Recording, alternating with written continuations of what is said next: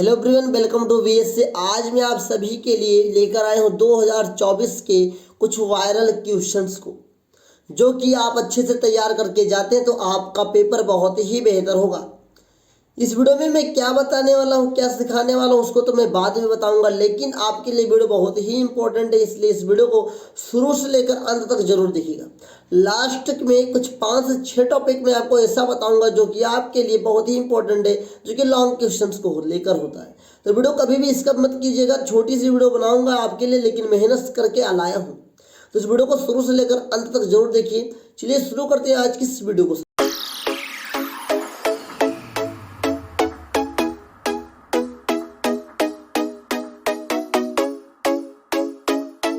देखिए, आज जो मैं आपको बताने वाला हूँ महत्वपूर्ण किस प्रश्न की बात करने वाला, सामाजिक विज्ञान की। साथियों, टॉप 32 क्वेश्चंस मैं आपको कराने वाला हूँ। यही टॉप 32 क्वेश्चंस इस बार बोर्ड एग्जाम 2024 में फंस ही जाएंगे साथियों। लेकिन ये कब फंसेंगे, जब शुरू से लेकर अंत तक जरूर देखेंगे तभी फंसेगा साथियों।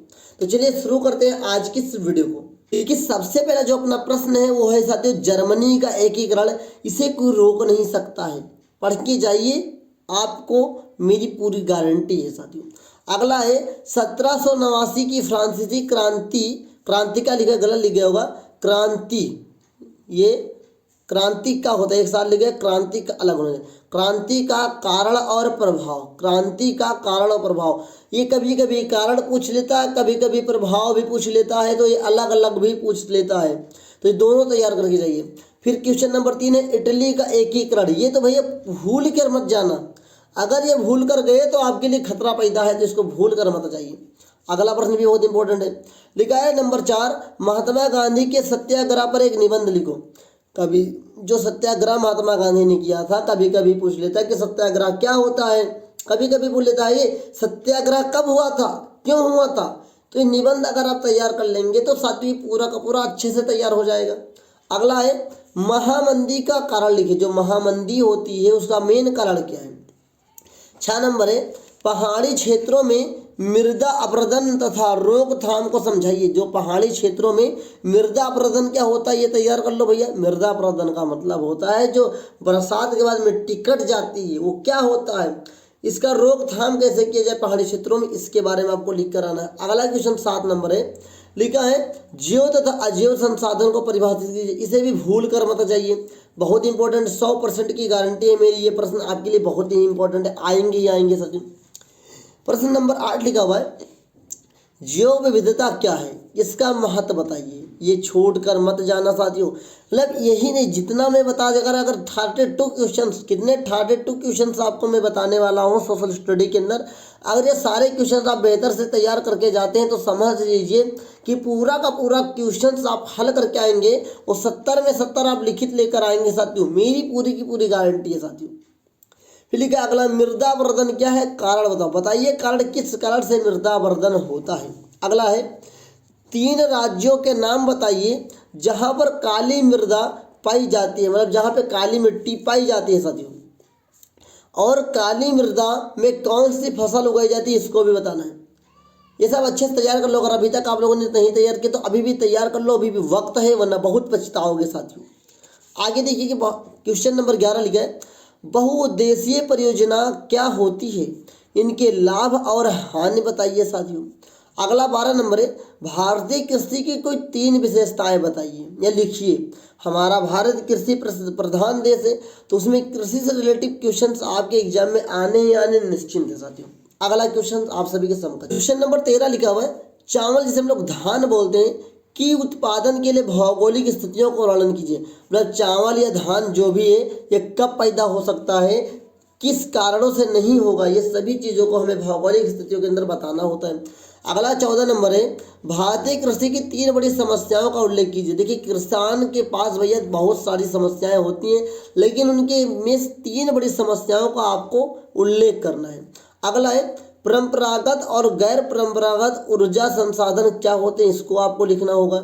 16 नंबर है सड़क परिवहन के नियम लिखिए, नियम बताइए। जो सड़क परिवहन है साथियों, इसके नियम क्या क्या होते हैं, इसको आपको बताना है। क्वेश्चन नंबर 17 है परिवहन तथा संचार किसी भी देश के लिए अर्थव्यवस्था और जीवन रेखा क्यों कहे जाते हैं? ये कहते हैं किसी भी देश की जो अर्थव्यवस्था होती है भैया, वो संचार पे मतलब जो टेलीकॉम कंपनी होती है, टेलीकॉम होता है, परिवहन जो ट्रेवलिंग होता है उस पर, जैसे अभी जल्दी में एक मालदीव देश था, आप सभी को पता था क्या? मालदीव एक ऐसा देश था जो टूरिज्म होता है साथियों, जो लोग विदेश से जाते हैं टहलने के लिए, यात्रा करने के लिए, उसके लिए बहुत फेमस था और बहुत अच्छा उसकी इकोनॉमी उसी पे टिके थे। अभी जल्दी में हमारे मोदी जी ने बाइकआउट कर दिया है, बाइकआउट मालदीव, इससे बहुत बड़ा नुकसान हुआ है उससे। तो ठीक उसी प्रकार से हमें इस क्वेश्चन के अंदर बताना होगा कि परिवहन तथा संचार किसी भी देश के लिए अर्थव्यवस्था और जीवन रेखा क्यों कहे जाते हैं। क्वेश्चन नंबर 18 है, गठबंधन सरकार से आप क्या समझते हैं? इसको तो कोई रोक नहीं सकता, 100% की गारंटी साथियों। ये आज का सरकार भी साथियों गठबंधन में कभी भी बन जाती है, तो क्यों बनती है, इससे आप क्या समझते हैं, इसको भी लिखना है। क्वेश्चन नंबर 19 है साथियों आपका, संघवाद क्या है? इसकी प्रमुख विशेषताएं लिखिए। देखिए संघवाद जो होता है साथियों बहुत ही इंपॉर्टेंट है, इससे आपके ऑब्जेक्टिव भी बनने की कोशिश रहते हैं, इससे सब्जेक्टिव भी बनने की कोशिश ही रहते हैं साथियों। कभी कभी छोटे क्वेश्चन पूछता है, कभी कभी बड़े क्वेश्चन दिखता है। तो क्वेश्चन लिखते समय इस बात को विशेष ध्यान रखिए आप लोग कि छोटे क्वेश्चंस में बड़े आंसर मत दीजिएगा और बड़े क्वेश्चन में छोटे आंसर मत दीजिएगा। हर वीडियो में इस बात को मैं ऐड कर देता हूं, क्योंकि बहुत सारे बच्चे यही गलती करके आते हैं कि छोटे में बड़ा और बड़े में छोटा लेकर चले आते हैं। देखिए अगला क्वेश्चन आपके समकक्ष है, 1992 के संविधान संशोधन के पहले और बाद की स्थानीय शासन का वर्णन कीजिए। मतलब कि जो 1992 में संविधान संशोधन हुआ था, उससे पहले हमारे देश की क्या स्थिति थी शासन की, और उसके बाद में क्या स्थिति हुई, उसके बारे में वर्णन करना है। क्वेश्चन नंबर जो 21 है उसमें लिखा भारत के विधायिकाओं में महिलाओं की क्या स्थिति। देखिए आज के समय में महिलाएं भी देश को चलाने के लिए अग्रणी, जैसे हमारे भारत की जो प्रथम नागरिक है राष्ट्रपति, वो क्या है, श्रीमती द्रौपदी मुर्मू है। महिलाएं किस प्रकार से हमारे विधायिकाओं में भाग ले सकती हैं या उनके लिए क्या स्थिति है, उसके बारे में वर्णन करना है। क्वेश्चन नंबर 22 आपके लिए लिखा है, विकास को मापने के लिए यूएनडीपी एक होता है साथियों। यूएनडीपी द्वारा उपयोग किए जाने वाली रचना विश्व बैंक द्वारा उपयोग की जाने वाली रचना से किस संबंध में भिन्न है? जो विश्व बैंक में होता है और जो यूएनडीपी विकास मापती है, उन दोनों में क्या संबंध है, उसको हमें लिखना होगा।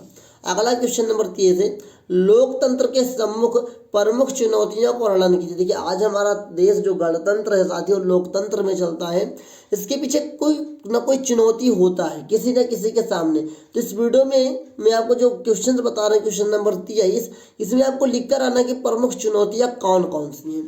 अगला क्वेश्चन आपके लिए 24 नंबर, संगठित कार्य से आप क्या समझते हैं? संगठित कार्य क्या होता है, कभी कभी पूछ लेता है। संगठित कार्य किसे कहते हैं, पूछ लेता है। संगठित कार्य से आप क्या समझते हैं, ये भी पूछ लेता है। तो आप क्वेश्चंस को अगर बेहतर से तैयार करके जाते हैं तो किसी भी तरीके से पूछ ले, आप पूरा का पूरा लिख कर जरूर आएंगे।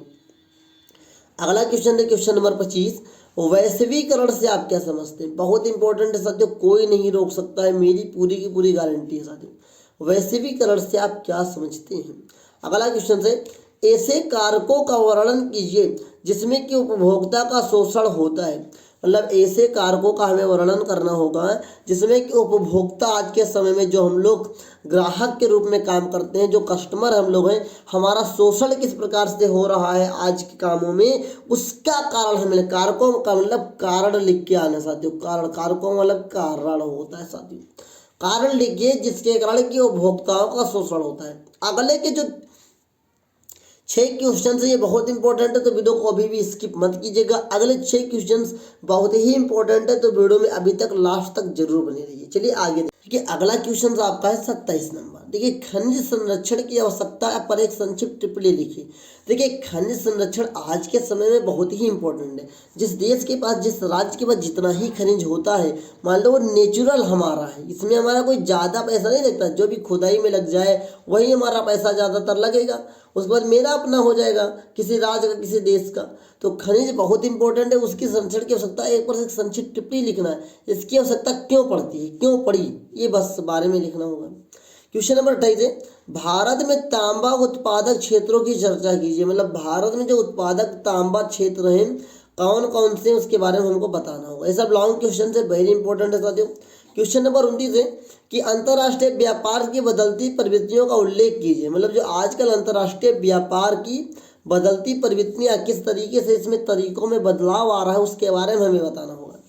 नंबर 30 लिखा है, 2 कारण बताइए कि क्यों सिर्फ जाट के आधार, जाट नहीं जात होना चाहिए, गलती से प्रिंट हो गया, जात, जात या जाति लिख सकते हो, जाति, जाति के ना किस जाति के हो तुम, जाति के आधार पर भारत में चुनावी नतीजे तय नहीं हो सकते।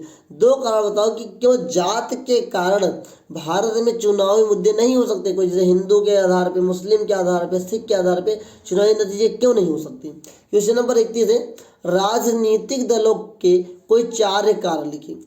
जो राजनीतिक दल होते हैं, जो राजनीतिक पार्टियां होती हैं, पॉलिटिकल पार्टी होती हैं, इनके क्या कार्य होते हैं, इनके बारे में आपको लिखना होगा। क्वेश्चन नंबर 32 है, छिपी हुई बेरोजगारी से आप क्या समझते हैं। देखिए बेरोजगारी तो हमको दिख रही है, लेकिन कुछ जगहों पे जो साथियों छिपी हुई बेरोजगारी है वो भी हमें नहीं दिख पा रही है। वो अगर दिखाई देती है उससे आप क्या समझते हैं। मतलब सीधा सीधा वो पूछ रहा है बेरोजगारी से आप क्या समझते हैं। कभी कभी क्वेश्चन पूछ लेता है बेरोजगारी के कारण क्या है, कभी कभी पूछ लेता बेरोजगारी को दूर करने के उपाय के बारे में आपका क्या सुझाव है। तो क्वेश्चन बहुत ही इंपॉर्टेंट है साथियों, क्वेश्चन किसी भी तरीके से पूछ सकता है, मुझे भी आपको बताना था जो मैंने आपको बताया है। अगर आप अच्छे से तैयार करके जाते हैं तो बोर्ड एग्जाम 2024 में जो मैं सामाजिक विज्ञान का पेपर के लिए 32 क्वेश्चंस की सीरीज मैंने आपको बताया है, बहुत इंपॉर्टेंट है, तैयार कर लीजिए, जरूर आएगा। यदि आप लोग इसका सॉल्यूशन चाहते हैं तो वीडियो में कमेंट कीजिए, मैं चाहे जितना समय लगेगा एक ही वीडियो के अंदर 3200 प्रश्न का सॉल्यूशन आपको जरूर दूंगा। और इसी प्रकार की वीडियो को देखने के लिए वीडियो को लाइक कर दीजिए, दोस्तों तक शेयर कर दीजिए। अगर आप बेहतर से तैयारी करना चाहते हैं तो चैनल को सब्सक्राइब कर लीजिए, बेल आइकन को प्रेस कीजिए सबसे पहले मेरी वीडियोज को देखने के लिए। आज के लिए इतना ही, नमस्ते, जय हिंद, वंदे मातरम। मिलते हैं एक नेक्स्ट वीडियो में, तब तक के लिए जय हिंद।